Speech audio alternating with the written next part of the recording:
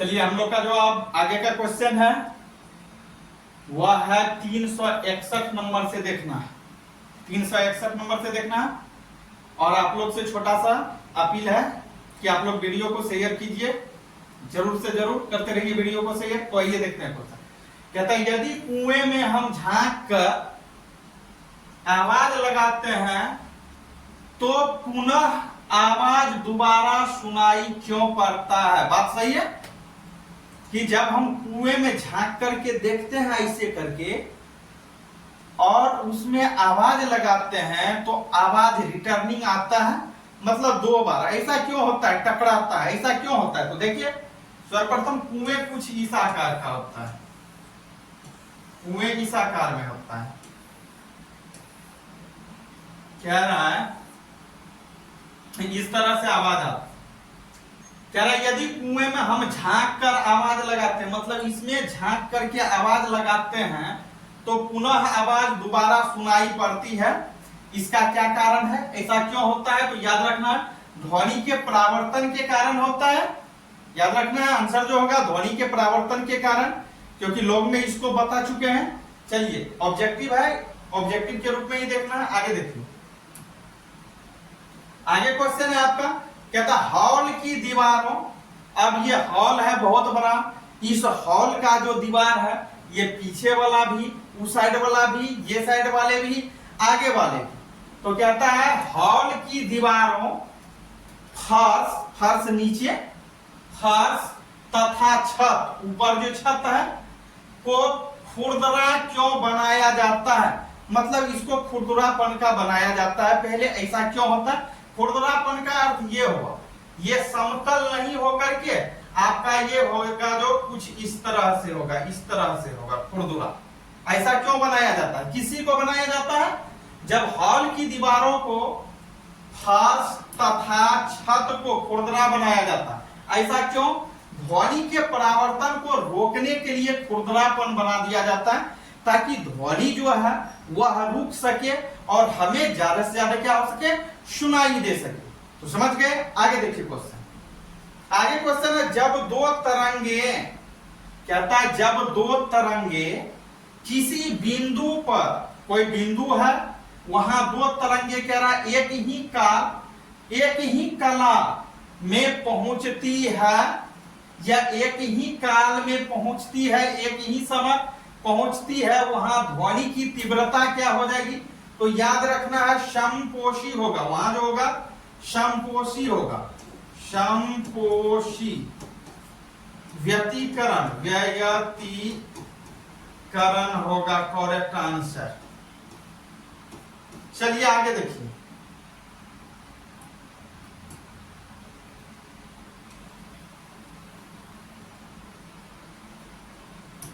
आगे आपका क्वेश्चन है, कह रहा जब दो तरंगे किसी बिंदु पर एक ही, ये हो गया। आगे देखिए, कह रहा है यदि दो तरंगे एक बिंदु पर विपरीत कला में पहुंचती है, मतलब कह रहा है यदि दो तरंग है वह दो तरंग एक बिंदु पर विपरीत कला में पहुंचती है, मतलब उल्टा उल्टा करके पहुंचती है, तो वहां पर तीव्रता न्यूनतम होती है या हो जाती है। इसे क्या कहेंगे? इस घटना को क्या कहेंगे? याद रखना विनाशी व्यतिकरण, विनाशी व्यतिकरण। आगे देखिए, आगे है कह रहा 1 मीटर कोटि तरंगदैर्घ्य की ध्वनि इसी कोटि के अवरोध के समान आती है या सामने आती है, तो वह किनारे से मुड़कर आगे बढ़ जाती है।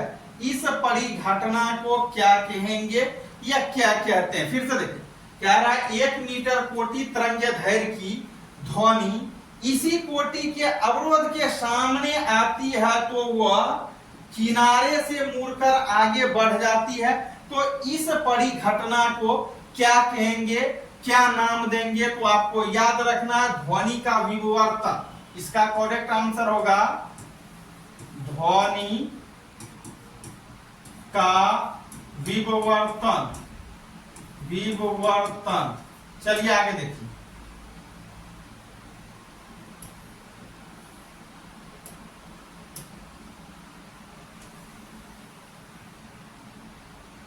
आगे है आपका क्वेश्चन, कह रहा है किसी माध्यम में किसी पिंड की चाल, कहता है किसी माध्यम में, माध्यम मीन्स रास्ता, किसी माध्यम में किसी पिंड, पिंड मीन्स वस्तु, किसी पिंड की चाल उसी माध्यम में ताप एवं दाब, कहता है ताप भी होगा और दाब भी होगा, तो ताप एवं दाब की परिस्थिति में ध्वनि के चाल के अनुपात को क्या कहेंगे या क्या कहते हैं? तो इसको मैक संख्या बोलते हैं, याद रखना है, मैक संख्या। आगे देखिए, कह रहा है यदि मैक संख्या एक से अधिक हो तो, कह रहा है यदि मैक संख्या है लेकिन वह एक से अधिक है तो पिंड की चाल क्या कहलाएगी या क्या कहलाती है? तो आपको याद रखना है पराध्वनि, पराध्वनि कहलाती है। आगे देखिए, आगे कह रहा है यदि मैक संख्या 5 से अधिक हो, एक से अधिक पिंड था यहां कह रहा है यदि मैक संख्या 5 से अधिक हो तो पिंड की चाल क्या कहलाएगी? जब यदि मैक संख्या 5 से, एक से अधिक था तो क्या कहला रहा था? पराध्वनि।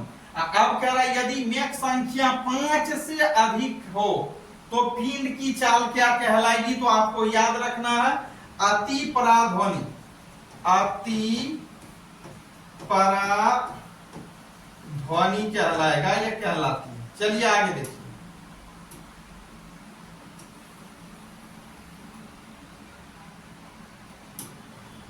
अगला क्वेश्चन है 1939 ईस्वी में, कह रहा है 1939 ईस्वी में संयुक्त राष्ट्र अमेरिका का टेकोमा पुल किसके कारण क्षतिग्रस्त हो गया?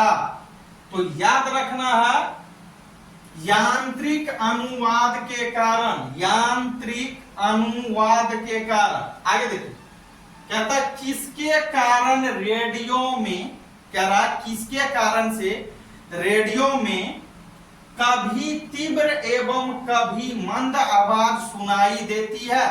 बात सही है, कभी कभी रेडियो में तीव्र आवाज और अधिक आवाज क्या पड़ती है? सुनाई देती है। इसका कारण क्या है? तो याद रखना ध्वनि का व्यतिकरण के कारण कभी कभी रेडियो में अधिक आवाज सुनाई देती है और कभी कम। आगे देखिए,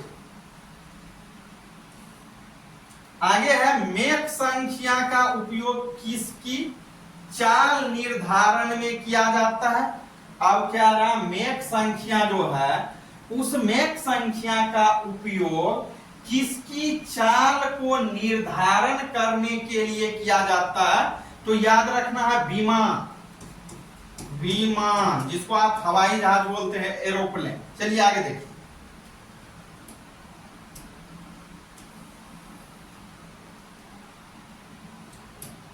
आगे क्वेश्चन है, कहता किसके कारण अति ध्वनि उत्पन्न होती है? कहता है किसके कारण से अति ध्वनि उत्पन्न होती है? तो आपको याद रखना है किसके कारण? परावर्तन के कारण। चलिए आगे देखिए, कहता ध्वनि तरंग है, ध्वनि तरंग कौन है? तो प्रत्यास्थ तरंग ये ध्वनि तरंग है, याद रखना। आगे देखिए,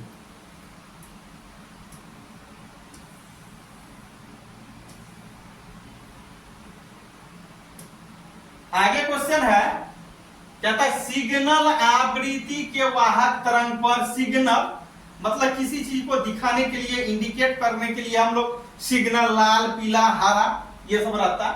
तो कहता है सिग्नल आवृत्ति के वाहक तरंग पर अध्यारोपण की प्रक्रिया को क्या कहा जाता है? तो याद रखना मॉड्यूलन कहा जाता है, मॉड्यूलन। आगे देखिए 375 कह रहा 3000 एंगस्ट्रॉम, इसको एंगस्ट्रॉम पढ़ा जाता है। ये जो कह रहा 3000 एंगस्ट्रॉम तरंग दैर्घ्य के प्रकाश तरंग की आवृत्ति कितनी होती है? तो याद रखना है 1 गुना 10 पे पावर 15 HZ होती है हर्ट्ज। मतलब 1 मल्टीप्लीकेशन 10 टू दी पावर कितना 15 HZ मतलब हर्ट्ज होती है। आगे देखिए कहता ध्वनि तरंगे कहां से होकर नहीं गुजरती है। ध्वनि तरंगे जो है वह कहां से होकर के नहीं गुजरेगी। तो याद रखना है ध्वनि तरंग जो होता है वह निर्वात से होकर के नहीं गुजरे। याद रखना है करेक्ट आंसर निर्वात से। आगे देखिए कहता दीर्घ रेडियो तरंगे पृथ्वी के किस सतह से परावर्तित होती है। फिर से समझ कह रहा दीर्घ रेडियो तरंगे, दीर्घ मीन्स बड़ा, तो दीर्घ रेडियो तरंगे पृथ्वी के किस सतह से परावर्तित होती है। तो याद रखना है आयन मंडल, आयन मंडल इसका करेक्ट आंसर होगा आयन मंडल। आगे देखिए कहता सोनोग्राफी, सोनोग्राफी में कौन सी तरंगे प्रयुक्त होती है। सोनोग्राफी में कौन से तरंगे प्रयुक्त होती है। तो याद रखना पराश्रव्य तरंगे। कौन सा पराश्रव्य तरंगे। आगे देखिए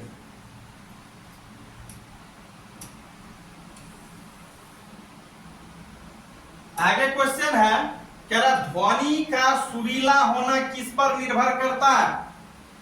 ध्वनि का सुरीला होना किस पर निर्भर करता है। मतलब ध्वनि जो सुरीली सुनी जाती है वह किन पर निर्भर करता है या किस पर निर्भर करता है, या क्या कारण है कि ध्वनि सुरीली सुनाई पड़ती है। तो इसका करेक्ट आंसर जो होगा याद रखना है ध्वनि के तारत्व, ध्वनि के तारत्व पर, ध्वनि के तारत्व पर। चलिए तो इससे आगे नेक्स्ट डे आप लोग से फिर पुनः अपील कि आप लोग वीडियो को लाइक और शेयर जरूर कीजिए। फिर मिलते हैं आगे की क्लास में।